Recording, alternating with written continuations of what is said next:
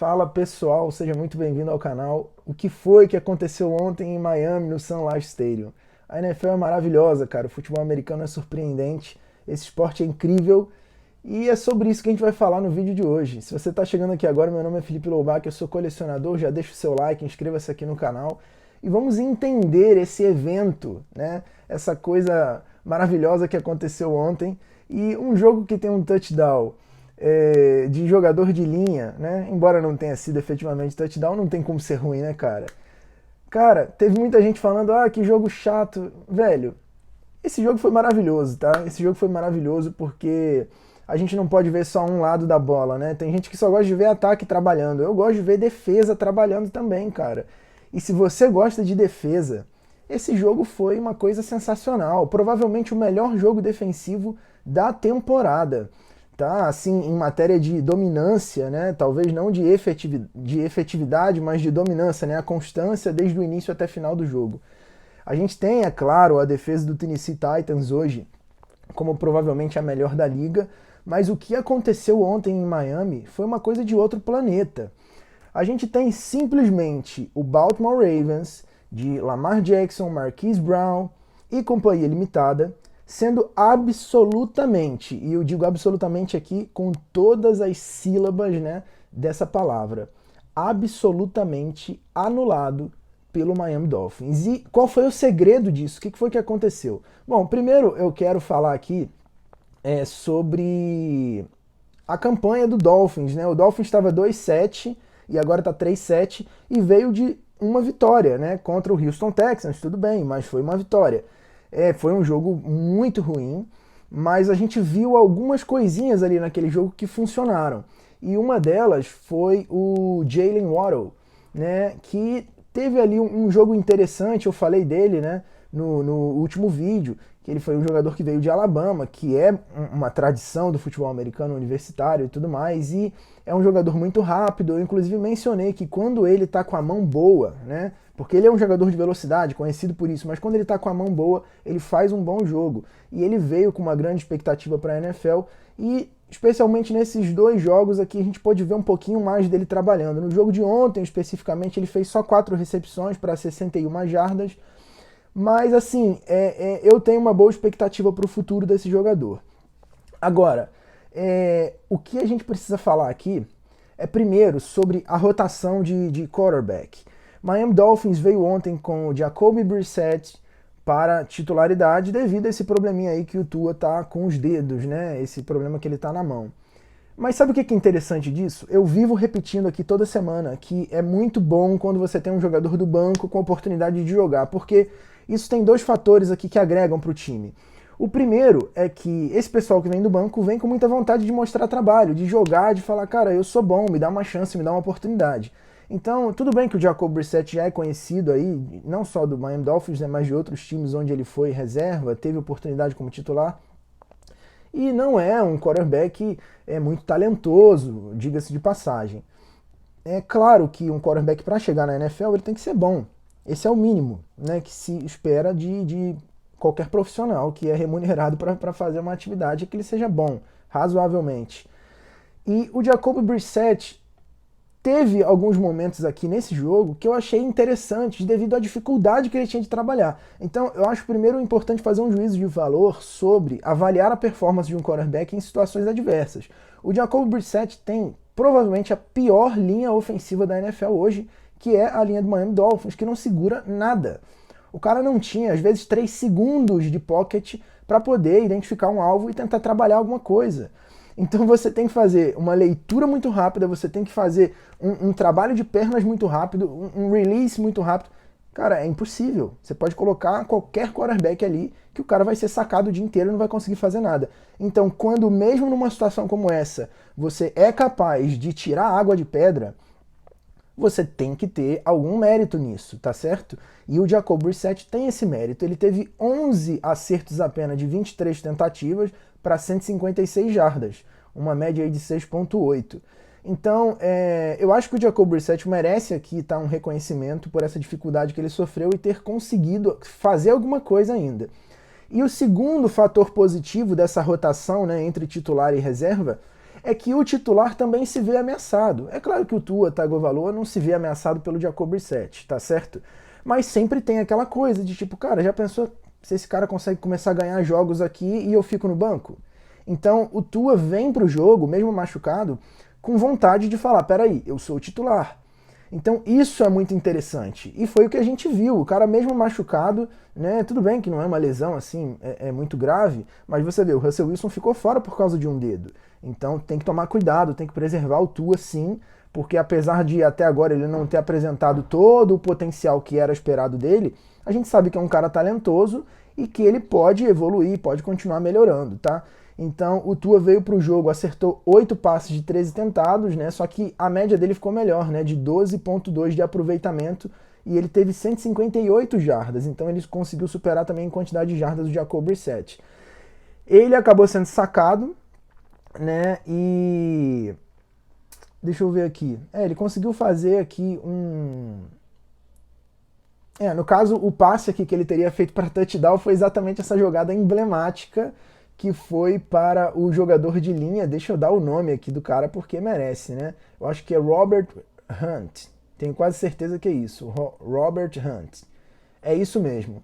E foi a melhor cena do jogo, né, cara? Quem não gosta de ver um gordinho de linha receber um passe, fazer uma interceptação, né, se for o caso da linha defensiva, isso é maravilhoso, né? O problema é que o cara não estava elegível, né, cara? E, assim, foi uma jogada maravilhosa. Pra mim aquilo dali já valeu o jogo. Agora, vamos ver aqui os números, né? Porque, cara, o Miami Dolphins teve um total de 350 jardas nesse jogo contra 304 do Baltimore Ravens. Uma coisa pra gente ficar de olho aqui é que, se a gente tá falando de um jogo defensivo, né? Quais foram as ferramentas desse jogo? Porque ninguém imaginava isso daqui acontecer, né? Mas então vamos destrinchar aqui. O Miami Dolphins fez basicamente o seguinte, cara. Ele povoou a linha de scrimmage, né, o jogo de trincheiras ali, para fazer pressão em cima do Lamar Jackson. Por quê? O Baltimore Ravens não esperava essa constância de blitz. A gente teve blitz quase que o jogo todo. Então, todo mundo sabe que você quer desestabilizar um quarterback, você bota pressão em cima dele. Só que, como já ficou conhecido aí, né, popularizado até pelo Antônio Curti, o protocolo Mahomes é o quê? Se você lança blitz em um quarterback que tenha a habilidade, né, de sair do pocket, se livrar rapidamente da bola e furar a sua cobertura, né, porque para você mandar blitz, teoricamente você vai ter que diminuir a sua cobertura na secundária para trazer mais homens para o box. E você vai ter que deixar alguém livre, em algum momento que seja. E se você tem um cornerback com a capacidade de encontrar esse alvo rapidamente, ele vai furar a sua blitz e para ele vai ser maravilhoso, porque ele sempre vai conseguir uma big play ou no mínimo um first down. Só que quando você está mandando blitz o tempo inteiro, você está confiando muito na sua secundária ou você está desconfiando muito do potencial desse quarterback de encontrar esse alvo que teoricamente ficaria livre por causa da blitz. O Miami Dolphins mandou blitz o tempo todo e o Lamar Jackson não estava conseguindo encontrar esses alvos aí. Então, essa foi a chave do jogo. A gente pode dizer aqui, quando você tem defensores na sua secundária, seja safety ou cornerbacks, que tem um talento muito elevado, você pode fazer uma cobertura homem a homem, identificando os principais alvos ali, tentando neutralizar esses alvos, porque você sabe que numa situação de pressão, qual é a tendência do quarterback? É lançar para o seu alvo de confiança. Então você identifica quais são esses alvos de confiança, neutraliza os alvos e aí você consegue fazer uma blitz bem sucedida, porque esse cara não vai encontrar o jogador de confiança dele. O Miami Dolphins, na maior parte dos casos, fez uma cobertura por zona e uma cobertura homem a homem somente em situações onde o alvo preferido do Lamar Jackson teria um potencial maior para receber esse passe. Então eles ficaram alternando entre isso e funcionou perfeitamente bem. É claro que outras equipes da NFL ficaram de olho nesse jogo para tentar replicar essa fórmula defensiva que deu super certo e acabou com o jogo ofensivo do Baltimore Ravens. Então a gente pode ver aqui Miami tendo um ânimo, né, a partir dessa boa performance, melhorando talvez aqui para o restante da temporada. Tem uma tabela de jogos parcialmente favorável agora nesses próximos confrontos, né? E, cara, a gente pode ver uma mudança de perspectiva quando você começa a ter jogos assim repetidamente surpreendentes, né? você começa a olhar para a liga de uma maneira diferente. Eu acho que isso que é o sensacional da NFL. Cara, você ter o Jets dando aquela sacolada no Cincinnati Bengals, você vê que isso abalou claramente os Bengals, né, depois daquele jogo.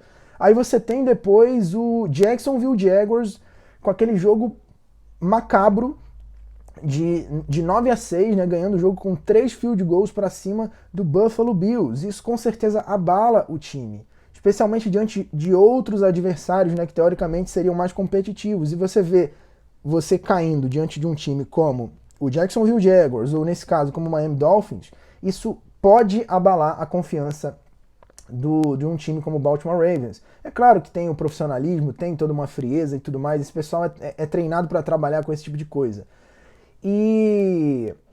Mas para a moral, né, do time do Miami Dolphins, isso é sensacional. Agora, dito isso, a gente precisa falar aqui. Miami pode ter feito um jogo defensivamente excelente, mas se não melhorar essa linha ofensiva, não tem como chegar em lugar nenhum. Só se a defesa ficar no campo o tempo inteiro, né? O que é absolutamente impossível. Então a defesa vai ter que fazer touchdown aí de turnover toda hora, interceptação, coisas do tipo, para conseguir vencer o jogo, porque a gente vê a incapacidade da linha ofensiva fornecer o mínimo de proteção para o quarterback e também de fazer a limpeza dos trilhos aí para você estabelecer um jogo corrido, que é fundamental. Eu sou defensor disso, né, do jogo corrido, a essência do futebol americano, e a gente sabe que tem essa popularização da cultura do West Coast Offense, né, que valoriza muito mais o jogo aéreo, e eu particularmente não acredito que isso seja o caminho, porque você tem que ter um bom jogo corrido, tá? Isso é fundamental. É lindo o passe, todo mundo gosta de ver passes bonitos. O jogo aéreo geralmente fornece, né, muito mais eficiência em termos de big play, de avanço de território, que é, né, o objetivo do jogo. Mas se você não tiver um jogo corrido, não tem condição. Então, cara, esse jogo foi espetacular. A gente teve aqui uma média, né, para você ter uma ideia de como que esse jogo foi bizarro. De 8 punts aqui, né, para cada lado. A gente teve 20 jardas aqui de penalidade, né? Porque foram 4 faltas pro Baltimore Ravens e... deixa eu ver quantas faltas aqui. E 11 faltas pelo lado do Miami Dolphins. Outra coisa também, né, foi a quantidade de falta do Miami. Eu acho que algumas vezes foi erro de arbitragem, mas outras foi completa displicência mesmo, inclusive da própria linha ofensiva. Fumbles a gente teve um. Interceptação também teve aquela do Lamar no final, né? Que foi ali para sacramentar a derrota. Eficiência na terceira descida, a gente teve somente 2 conversões em terceira descida de 14 tentativas do Baltimore Ravens.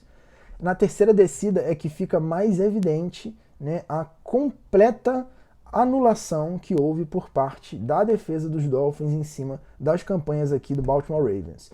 Os Ravens começaram ali com até uma campanha, né, que parecia que o jogo ia seguir o cronograma esperado, né? O Ravens vai ganhar esse jogo aqui com tranquilidade. Mas foi só isso. Depois dessa primeira campanha, o jogo se apresentou como foi até o final. E assim, cara, parabéns para essa defesa do Miami Dolphins. Esse trabalho precisa ser aprimorado, tá? Não adianta tentar replicar isso para todas as equipes, porque não vai funcionar. Cada jogo é um jogo, cada esquema é um esquema diferente. Então isso precisa ser aprimorado. E já que a defesa tá boa, vamos trabalhar em cima disso, né? E tentar melhorar minimamente essa linha ofensiva, porque, cara, o Miami Dolphins aqui apresentou um trabalho muito bom. Foi um jogo só, mas só que foi contra o Baltimore Ravens, tá? Então, vamos aqui dar o crédito para essa defesa, porque realmente foi um jogo excepcional e a NFL tá nos surpreendendo dia após dia. A gente nunca sabe, mas não tem mais jogo ruim agora, né? Você não pode dizer isso, esse jogo vai ser ruim. Eu vou parar de falar isso porque, sinceramente, cara, tudo pode acontecer. Foi uma surpresa muito positiva e é isso que torna a liga interessante, competitiva, interessante de se ver, né? Isso, é o improvável. Então, deixa o seu comentário aqui embaixo do que você achou, né? E vamos aqui ser mais cautelosos para fazer previsões, porque o futebol americano tem se apresentado cada vez mais improvável. Cara, incrível o que a gente está vendo até aqui dessa temporada. Eu volto aqui na segunda-feira para fazer a análise aqui dos jogos de domingo e a gente vai se falando. Quiser conhecer toda a minha coleção? Link aqui abaixo na descrição do vídeo. Um forte abraço, até a próxima.